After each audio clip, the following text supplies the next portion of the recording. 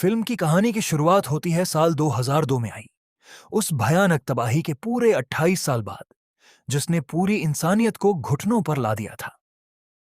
इतने सालों में दुनिया का नक्शा पूरी तरह बदल चुका है। लंदन और उसके आसपास के जो शहर कभी इंसानी चहल पहल से गुलजार हुआ करते थे, वो अब पूरी तरह खंडहर बन चुके हैं। ऊंची ऊंची इमारतें गिर चुकी हैं, सड़कों पर गाड़ियां सड़ चुकी हैं, और कुदरत ने इन शहरों पर दोबारा अपना कब्जा कर लिया है। अब चारों तरफ सिर्फ घने पेड़ और झाड़ियां ही नजर आती हैं। इन 28 सालों में एक पूरी नई पीढ़ी बड़ी हो चुकी है। इस नई पीढ़ी के बच्चों ने कभी पुरानी दुनिया की सहूलियतें नहीं देखी। उन्होंने कभी नहीं देखा कि इंटरनेट क्या होता है, बिजली से चलने वाली ट्रेनें कैसी होती हैं, या एक सुरक्षित और शांत जिंदगी कैसी होती है। उनके लिए सिर्फ एक ही मकसद है, और वो है किसी भी तरह हर दिन जिंदा रहना। बचे हुए इंसानों ने अपनी जान बचाने के लिए शहरों से दूर सुरक्षित इलाकों में छोटी छोटी बस्तियां बसा ली हैं, जिन्हें आइसोलेट्स कहा जाता है। इन बस्तियों को सुरक्षित रखने के लिए इनके चारों तरफ कंक्रीट की बेहद ऊंची दीवारें बनाई गई और उनके ऊपर कटीले तारों का जाल बिछाया गया है। यहां रहने वाले लोग पुरानी मध्यकालीन तकनीकों का इस्तेमाल करते हैं। वो खुद खेती करते हैं, जानवरों को पालते हैं और दिन रात हथियारों के साथ पहरा देते हैं। इस नई पीढ़ी के मन में अब वायरस को लेकर वो पुराना डर नहीं रहा, क्योंकि पिछले कई सालों से किसी भी इंसान ने किसी संक्रमित यानी ज़ोंबी को नहीं देखा था। पूरी बस्ती के लोगों को लगने लगा था कि भयानक रेज वायरस अब हमेशा के लिए खत्म हो चुका है और प्रकृति ने खुद उसे मिटा दिया है। लेकिन यह इंसानों का एक बहुत बड़ा भ्रम था। वायरस मरा नहीं था, बल्कि इंसानी आबादी से दूर, अंधेरी और अलग थलग जगहों पर वो धीरे धीरे म्यूटेट हो रहा था, यानी अपना रूप बदलकर और भी ज्यादा घातक बन रहा था।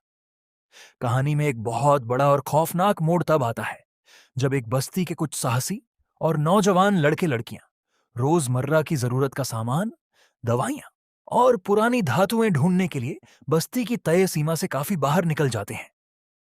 वो एक ऐसे प्रतिबंधित इलाके में पहुंच जाते हैं जहां जाना सख्त मना था। घने जंगलों के बीच उन्हें एक पुरानी और जर्जर हो चुकी मेडिकल रिसर्च लैब दिखाई देती है, जो 28 साल पहले बंद हो चुकी थी। उत्सुकता और कुछ कीमती सामान मिलने के लालच में आकर वो युवा उस लैब के भारी भरकम जंग लगे लोहे के सील बंद दरवाजे को क्रेन और औजारों की मदद से खोल देते हैं। जैसे ही वो भारी दरवाजा खुलता है, उनके सामने एक ऐसी हकीकत आती है जिसकी उन्होंने सपने में भी कल्पना नहीं की थी। उस लैब के भीतर के घने अंधेरे से एक म्यूटेटेड ज़ोंबी निकलकर उन पर हमला कर देता है। यो नया संक्रमित जीव उन पुराने ज़ोंबीज से बिल्कुल अलग था, जो केवल बिना दिमाग के सीधे भागा करते थे।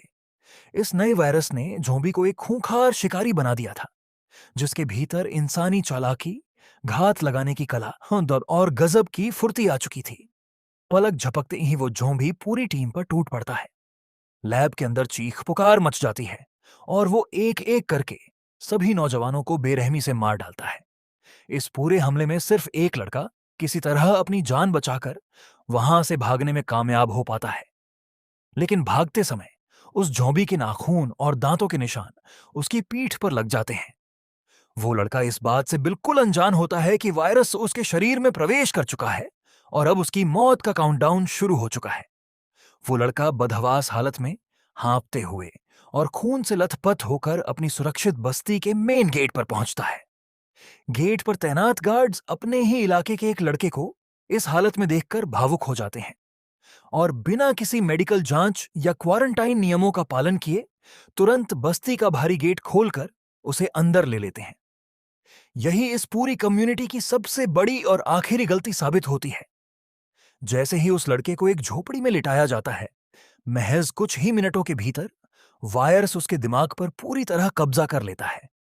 उसकी आंखें खून की तरह लाल हो जाती हैं, उसके मुंह से झाग निकलने लगता है और वो अचानक उठकर अपनी ही मां और डॉक्टर पर हमला कर देता है।